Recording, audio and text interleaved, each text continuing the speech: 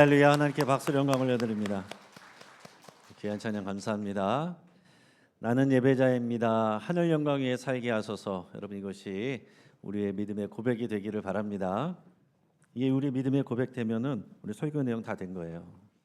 오늘 우리는 선택받았습니다라는 제목으로 우리 말씀의 은혜를 나누겠습니다. 제가 얼마 전에 뉴스를 보니까요, 이 공영방송에서 하는 예능 프로그램들이 대부분 0%대의 시청률을 기록하고서는 방송을 접었다는 그런 기사가 있었어요. 보니까 사실 저도 처음 들어보는 그런 프로그램들인데, 그 안에는 보니까 많은 연예인들, 유명 연예인들도 있고요, 1,000만 구독자를 자랑하는 유튜버도 있고 그랬습니다. 근데 왜 그렇게 안 될까요? 제가 예전에 1995년도에 드라마 모래시계가 있었습니다. 보신 분들 많으시죠? 그때 시청률이 무려 64%였어요.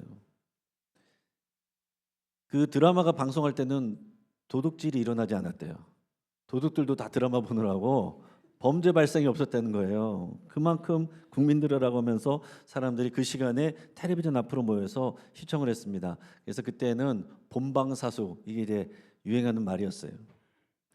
그런데 이제는 시대가 달라졌습니다. 절대로 이런 시청률이 나올 수가 없어요. 왜 그렇습니까?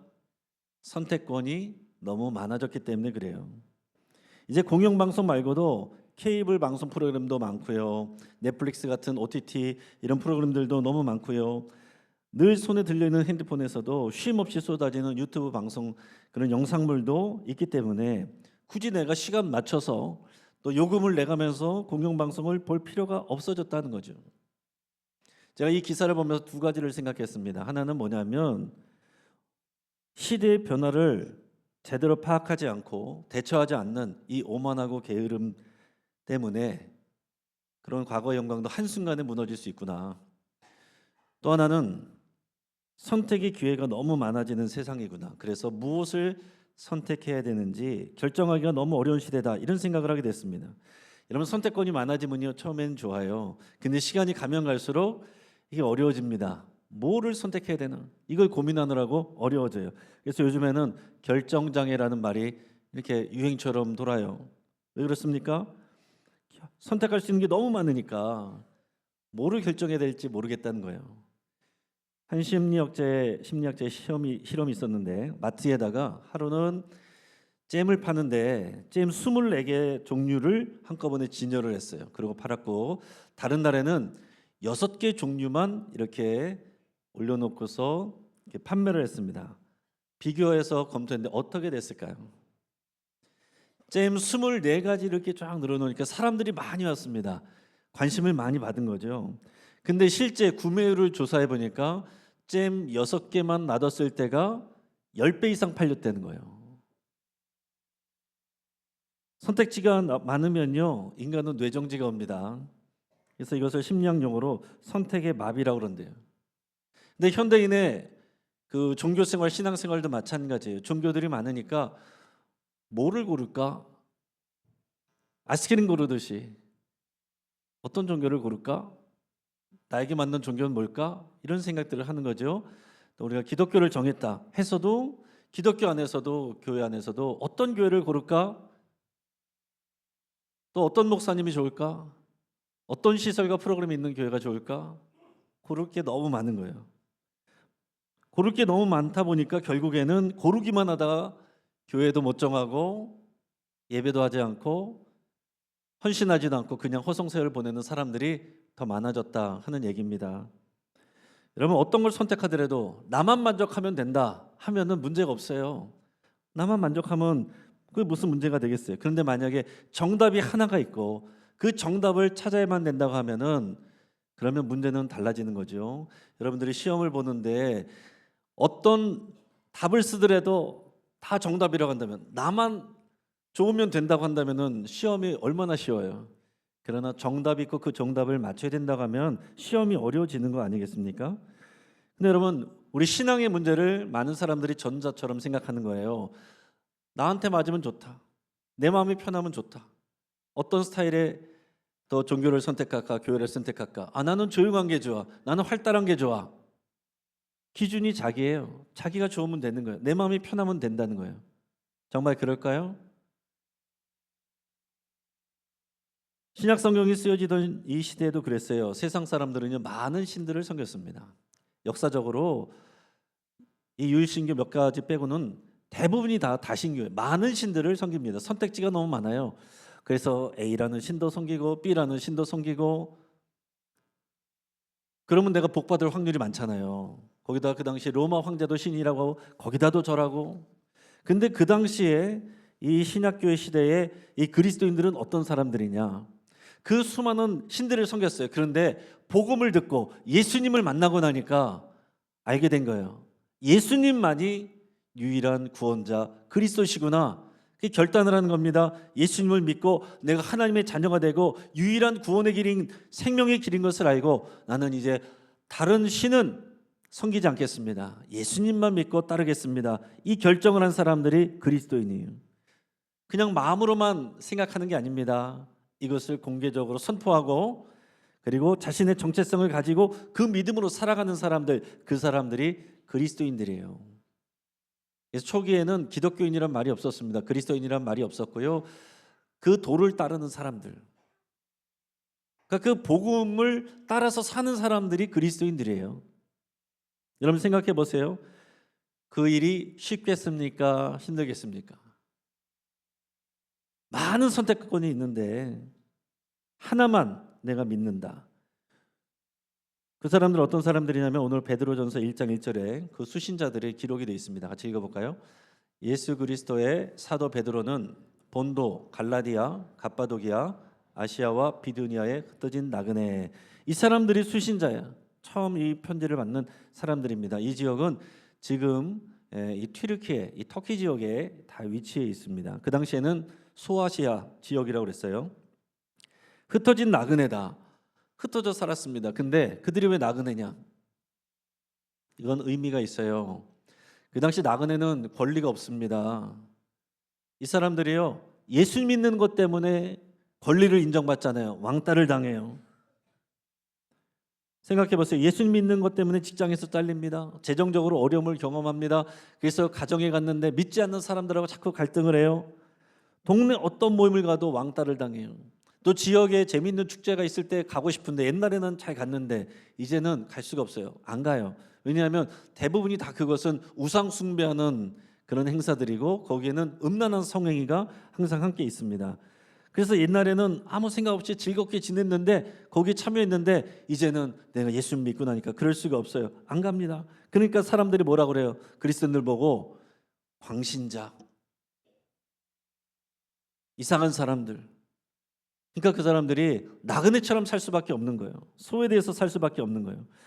여러분 그러면 이 정도 되면 예수님을 선택하고 또 이 그리스도인으로서의 삶을 선택한 것이 잘못됐다고 느낄 만하지 않겠습니까? 행복하자고 믿는 거 아닌가요? 내 마음 편하자고 하는 거 아닌가요? 더 좋아져야 되는 거 아닌가요? 근데 예수님 믿는 것 때문에 불편한 것이 한두 가지가 아니다라는 것입니다. 그럼 이런 생각이 들 수 있겠죠. 아, 내가 선택을 잘못했네. 내가 종교를 잘못 선택했네. 이렇게 힘든 일들이 많아질 줄 알았으면 선택하지 않을 텐데. 이런 마음이 들지 않을까요? 근데 대부분 그러지 않았습니다. 이런 현실이 어려우니까 그래도 마음은 흔들릴 수 있겠죠. 그래서 이 베드로 사도가 편지를 써서 흔들리지 않도록 격려하는 내용을 쓴 게 오늘 베드로전서 이 말씀이고 이 편지입니다. 그 당시는 어떤 상황이었냐면요. 그 로마에 AD 64년에 대화제 사건이 일어났어요. 그래서 네로 황제가 이거를 기독교인들한테 누명을 다 씌웠습니다. 그래서 다 잡아다 죽여요. 고문하고 감옥에 가두고 사자밥으로 주고 산채로 불에 태우고, 이런 소식이 소아시아에 있는 이 사람들에게도 들려오는 거예요. 내가 왕따를 당하고 나그네처럼 살아도 믿음을 지켰던 사람들이 이제는 더 흉흉한 소식이 들려오니까 그 마음이 얼마나 불안하고 두렵겠습니까? 흔들릴 수 있는 상황이죠. 자, 그렇다면 왜 이 사람들은 이런 어려운 상황 속에서도 손해를 보면서도 선택을 바꾸지 않았던 것일까?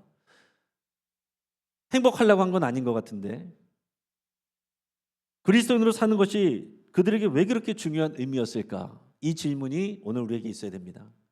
그래야 오늘 설교가 들려요. 의미가 있는 겁니다. 1세기에 흩어진 나그네로 살아가는 이 그리스도인들이 핍박받고 어려움 당하면서도 그렇게 살아갈 이유를 확신했다면 오늘 동일한 말씀이 우리에게 어떤 힘과 영향력을 주겠습니까? 우리가 그리스도인으로 살아갈 때요, 이것이 정말 우리에게 영향력이 있으려면 가장 먼저 확인해야 될 게 중요한 게 뭐냐면 정체성입니다. 정체성. 우리는 누구인가? 나는 누구인가? 왜 그렇게 행해야 되는가는 이 정체성에서부터 다 나오는 거예요. 그래서 오늘 본문에서는 그거를 말씀해 주고 있습니다. 베드로전서 2장 9절 같이 읽겠습니다. 그러나 너희는 택하신 족속이요 왕 같은 제사장들이요 거룩한 나라요 그의 소유가 낸 백성이니 이는 너희를 어두운 데서 불러내어 그의 기이한 빛에 들어가게 하시니 아름다운 덕을 선포하게 하려 하심이라. 아멘. 여기서 네 가지로 말하고 있어요. 기독교인의 그리스도인의 정체성을 오늘 그래서 이 정체성 네 가지를 같이 나누고자 합니다. 첫째는 뭐라고 그랬습니까? 택하신 족속이다 그랬습니다. 따라하겠습니다. 우리는 택하신 족속입니다. 하나님이 우리를 선택하셨다는 거예요. 할렐루야. 이게 충격이어야 돼요. 반전입니다. 머리를 한 대 땡 하고 맞는 것 같은 충격인 거예요. 왜 그렇습니까? 우리가 종교를 선택한다고 생각했어요. 내가 예수님을 선택한다고 생각했어요. 내가 교회를 선택했다고 생각했어요. 근데 아니라는 거예요. 하나님이 우리를 선택하셨다고 말씀하는 거예요. 이게 놀라운 반전인 겁니다. 비록 현실에서는 그렇지 않아요. 여러분들이 지금 교회도 많고 여러분들이 또 신청서 등록서를 내면 우리가 이제 등록이 되는데, 제가 이제 새가족 오실 때마다 그런 기도를 꼭 합니다. 마음을 결정하는 것은 사람이 하셨지만 하나님이 이미 계획하시고 인도하셨습니다. 제가 이렇게 항상 고백을 합니다. 하나님이 선택하셨다는 거죠. 여러분 이 고백이 있어야 되는 거예요. 이 깨달음이 우리에게 있어야 되는 거예요. 아, 내가 선택한 게 아니고 하나님이 나를 선택하셨구나. 내가 선택한 줄 알았는데 하나님이 인도하셨구나. 여러분에게 이 고백이 있습니까? 이 고백이 없으면 아직 복음을 모르는 거예요. 교회 오래 다녔다고 해도 이 믿음의 복음에 확신이 없으면 나는 복음을 모르는 거예요. 근데 이 택하신 족속이라는 표현은요, 이 구약 성경에서 나오는 말인데 이스라엘 백성들을 향한 말이었어요. 이스라엘 백성들이 선택된 민족, 이 자부심 갖고 살았잖아요. 근데 말씀 통해서 보면 하나님이 선택하신 거예요. 아브라함도 하나님이 선택하셨고 모세도 하나님이 선택하셨습니다. 이스라엘 백성도 하나님이 선택하셨어요. 그래서 출애굽 광야 시내산에서 하나님께서 이 율법을 주시면서 이스라엘 백성과 특별한 이 언약 관계를 맺는 거예요. 그거를 옛 언약, 구약이라고 말을 하는 겁니다. 그 내용이 출애굽기 19장 5절 6절 내용입니다. 같이 읽어봅니다. 세계가 다 내게 속하였나니 너희가 내 말을 잘 듣고 내 언약을 지키면 너희는 모든 민족 중에서 내 소유가 되겠고 너희가 내게 대하여 제사장 나라가 되며 거룩한 백성이 되리라. 너는 이 말을 이스라엘 자손에게 전할지니라. 아멘. 그러니까 옛 언약 구약에 나오는 이 말씀이 그대로 오늘 베드로전서 2장 9절에서 이스라엘 사람들 유대인들이 아니라 예수님을 믿는 그리스도인들에게 똑같이 이렇게 선포되는 것입니다. 그러니까 달라진 거예요. 이제 우리는 그래서 신약, 새로운 언약의 시대에 살아가는 사람들이에요. 교회를 다니면서도 구약이 뭔지 신약이 뭔지 그냥 성경의 이름이라고 생각하는 분들도 계신데, 구약의 언약은 이스라엘 백성으로 여호와 하나님만 섬기는 그 율법을 지키며 살아간다는 거예요. 그래서 이방인들하고 구별돼서 살아간다는 거예요. 근데 이제 신약 시대의 그리스도인들은 뭐냐면 시대가 달라졌어요. 하나님께서 전혀 새로운 시대를 주셨는데 그게 바로 이제는 예수님을 보내셔서 예수님을 믿기만 하면 우리 혈통과 상관없이 스펙과 상관없이 자격과 상관없이 능력과 상관없이 누구든지 하나님과 특별한 언약 관계가 되는 이 은혜를 받는다는 거예요. 할렐루야. 그러니까 여러분 이제는 우리의 노력, 자격, 스펙 이게 중요한 게 아니에요. 하나님이 우리를 일방적으로 선택하셨다. 죄 용서 받는 것도 하나님이 예수님을 통해서 갑집을 하셨다. 우리의 믿음은 이걸 믿는 거예요. 내가 한 일은 아무것도 없습니다. 하나님이 다 하셨고 하나님이 찾아오셨고 하나님이 선택하셨습니다. 이게 복음이고 이게 믿음이에요. 얼마 전에 한 방송에서 싱어게인4라는 오디션 가수 프로그램이 있었습니다. 근데 마지막 결승전 4사람이 올라갔어요. 4사람이 올라가서 심사위원들과 방청객들이 점수를 해가지고 1, 2, 3, 4등이 딱 나왔습니다. 점수가 이제 딱 나왔어요. 그 1등이 큰 표차로 1등을 했어요. 근데 이제 끝난 게 아니고 마지막에서는 이 시청자들 투표, 온라인 투표가 있어요. 그거를 다 합산해서 결정이 되는데 그 투표까지 합치니까 1등이 바뀌어 버렸습니다. 4등이었던 4명 중에 4등이었던 그 남자 가수가 1등을 하게 됐어요. 그래서 큰 점수로 1등을 했던 그 여자 가수는 2등이 됐습니다. 그래서 이걸 보면서 사람들은 너무 잘못된 거 아니냐 그런 사람들도 있는데, 그러나 이게 원래 규칙이었어요. 결국 뭐가 결정한 거예요? 시청자들의 선택이 결정한 거다. 여러분, 우리도 마찬가지입니다. 여러분, 이 세상에서 여러분들은 세상에 나가면 몇 등입니까? 세상에 있는 사람은 다 줄 세워놓으면 여러분 몇 등이세요? 여러분 앞에 몇 명 있을 것 같아요? 여러분 뒤에는 몇 명 있을 것 같아요? 세상에는요, 나보다 똑똑한 사람 너무나도 많고, 나보다 돈 많은 사람도 많고, 나보다 힘 있는 사람도 많고, 나보다 스펙 좋은 사람 너무나도 많아요. 근데 놀라운 일은 뭡니까? 하나님께서 그 사람들이 아니라 오늘 예배하고 있는 저와 여러분들을 선택을 하셔서 하나님의 자녀가 되게 하시고 선택받은 족속이 되게 하셨다는 거예요. 여러분, 이게 복음입니다. 흩어진 나그네, 왕따 당하고 무시받던 그 사람들이 이 말씀을 확신할 때 그들이 어떤 용기를 얻었겠습니까? 이게 오늘 우리가 확신해야 될 말씀이에요. 또 두 번째는 왕 같은 제사장이라고 그랬어요. 따라합니다. 우리는 왕 같은 제사장입니다. 왕 같은 제사장, 영어로 하면 로얄 프리스트후드입니다. 로얄은 왕실의 왕 같은 뭐 이런 내용이고, 프리스트후드는 제사장이에요. 근데 구약 시대는 왕이 따로 있고 제사장이 따로 있었거든요. 왕은 백성들을 돌보고 다스리는 존재고, 제사장은 뭐예요? 하나님과 백성들 사이를 더 중개하면서 대신 예배를 드리고 하나님의 은혜를 선포해 주는 중개자 역할을 하는 사람이에요. 근데 예수님이 오시면서 이제 우리 그리스도인들은 이 두 가지 역할을 다 하는 그런 존재가 되었다라고 선포를 해 주시는 겁니다. 아주 놀라운 말씀이에요. 그럼 진짜 왕은 누굽니까? 하나님이시죠. 예수님이 이 땅에 또 왕으로 오셨어요. 근데 예수님을 믿으면 우리는 뭐가 되는 거냐면 왕실 가족, 로열 패밀리가 되는 겁니다. 여러분들은 로열 패밀리세요? 그냥 물어보면 여러분 왕실 가족입니까? 그러면은 아마 전주이씨들이 손을 들지도 몰라요. 저는 경주이씨라서 어떤 분들이 꼭 어디 본관이 어딥니까? 그래서 경주이씨인데 그러면은 그렇고 약간 좀 실망하는 사람도 있어요. 저는 이 땅에서는 왕실 가족이 아니지만은 예수 그리스도 안에서 로얄 패밀리입니다. 하나님의 자녀가 되었고 저는 하나님 나라의 왕자예요. 좀 기분 나빠하는 표정으로 있으신 분들도 있는데, 여러분들도 여러분 안에 예수 그리스도가 있으면 여러분들도 하나님 나라의 왕자이고 공주입니다. 옆에 있는 분들에게 한번 인사하겠습니다. 당신은 하나님 나라의 왕자입니다. 공주입니다.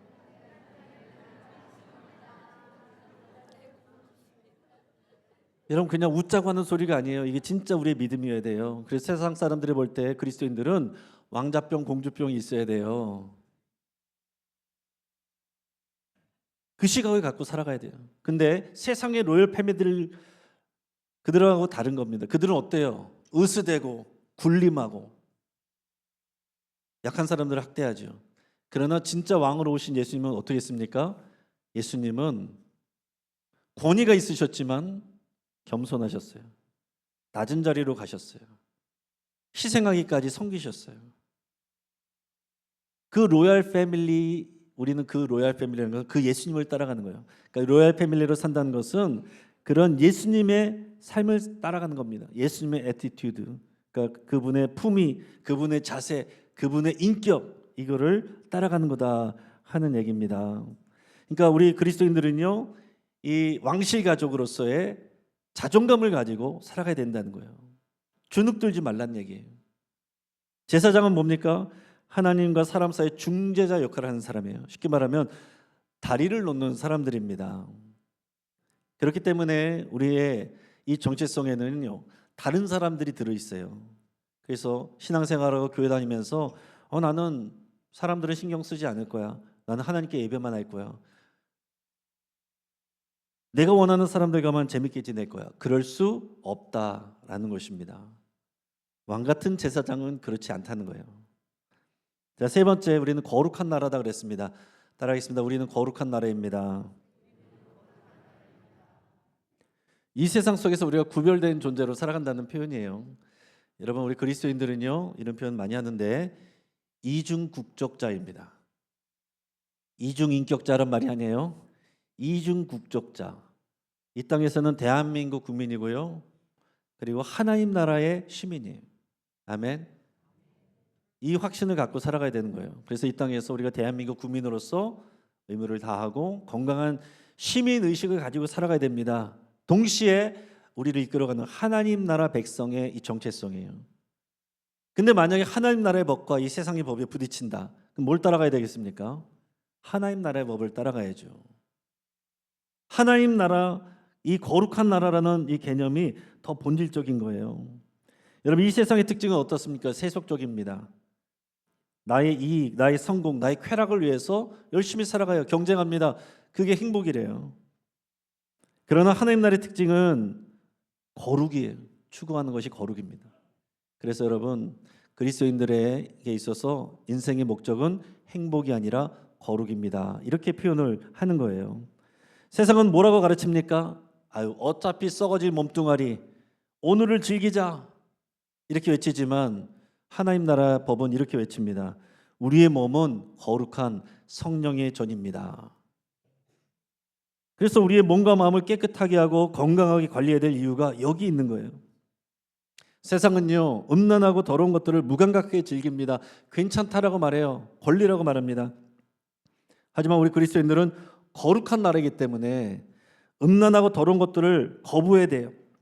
더 나아가서 순결하고 건강한 것들을 추구를 해야 됩니다. 근데 이게 세상에서는 매력 없어 보여요. 꽉 막혀 보인 사람처럼 보여요. 그러나 그 당시 흩어진 나그네들은, 이 그리스도인들은 그 삶을 선택한 겁니다. 말씀드린 것처럼 그 사람들은 지역 축제, 즐길거리 다 우상 숭배하고 연결돼 있고 음란한 성향하고 연결돼 있으니까 예전에는 늘 했던 일이고 내 주변 사람들 다 하는 일이지만 이제 나는 거룩한 나라이기 때문에 하지 않습니다.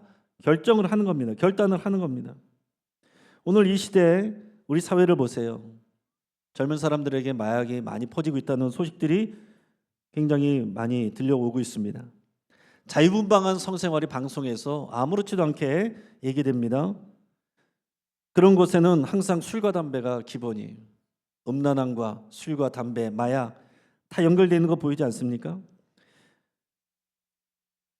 물론 술과 담배가 다 죄라고 지금 말씀드리는 건 아니에요. 그러나 우리를 유혹하고 넘어지게 하는데 항상 크게 작용을 하고 우리 몸과 마음도 망가뜨리기 때문에 절제해야 된다는 것을 말씀을 드리는 겁니다.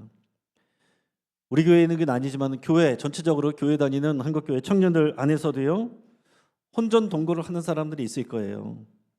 또 애인과 쉽게 모텔을 가고 남들도 그렇게 하니까요.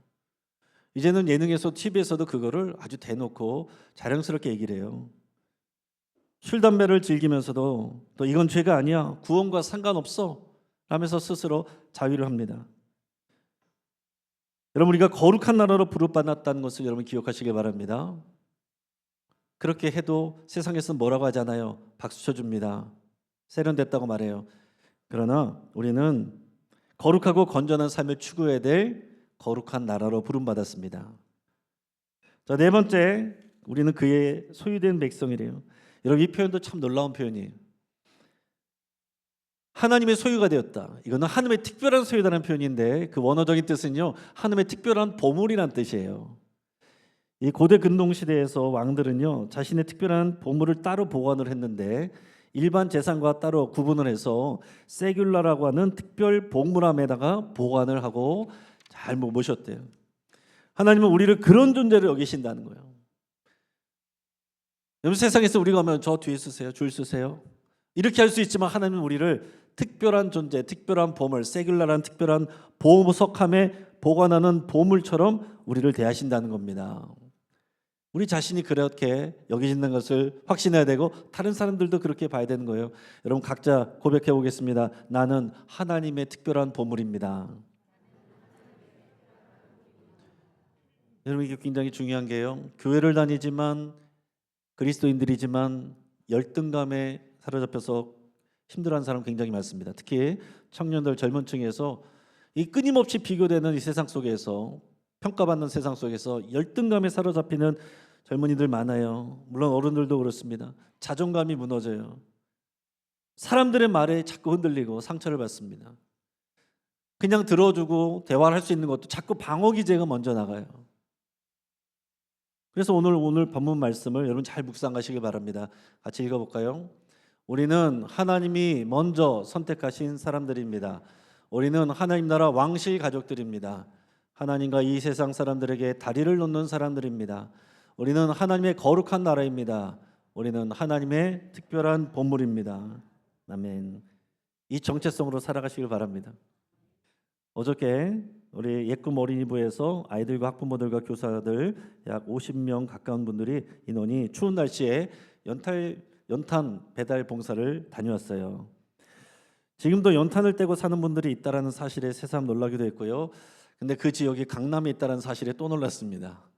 우리 방화동에 있는 어린이들이 강남에 가서 연탄 배달 봉사를 하고 왔다는 거 아니겠어요?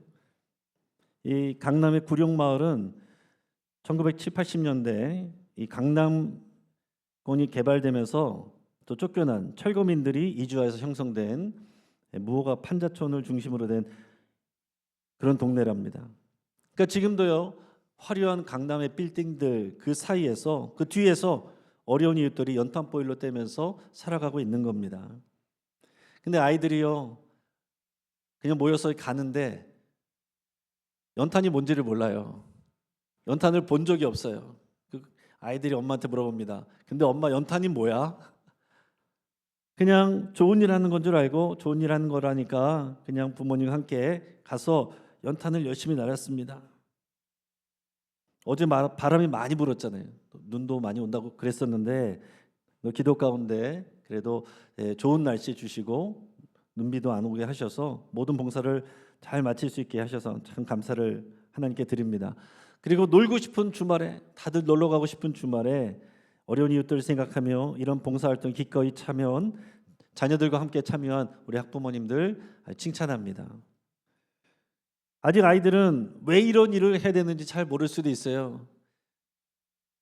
학부모님들도 그저 불이웃을 돕는 선한 일로만 생각할 수도 있습니다. 그러나 이제 이 아이들과 학부모님들과 저 여러분들은 분명한 대답을 갖고 있어야 돼요. 왜 그렇게까지 해야 되는가?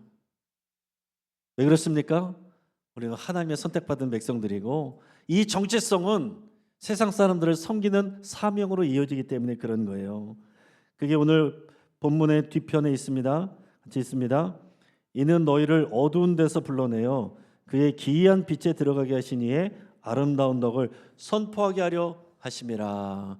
아멘. 이게 예수님의 삶이었고요. 이 예수님의 삶을 한마디로 표현하면 선교적 삶이에요. 다른 사람들에게 생명을 주고 복음을 주고 사랑하고 섬기는 이 선교적 삶. 하나님이 우리를 먼저 선택하셔서 이 선교적 삶으로 그 사명으로 부르셨다는 거예요. 이 선교적 삶의 사명에 대해서는 다음 주에 이어서 같이 나누겠습니다. 이제 말씀을 정리하겠습니다. 사랑하는 여러분, 우리가 왜 이 땅에서 이렇게까지 열심히 살아야 되는가 이해가 되지 않을 때, 사람들과 비교되면서 열등감이 생기고 자존심이 상할 때, 신앙생활하면서 이해되지 않는 일들로 인해서 상처받을 때, 또 우리 그리스도인들의 정체성을 확인하시길 바랍니다. 하나님이 우리를 선택하셨기 때문에 우리 이 땅에서 당당하게 살아갈 수가 있고요, 또 선교적 삶을 살아갈 수 있게 됩니다. 이 정체성과 믿음으로 여러분의 삶의 자리에서 다 승리하시는 저와 여러분 되기를 주의 이름으로 축복합니다. 같이 한번 기도하겠습니다.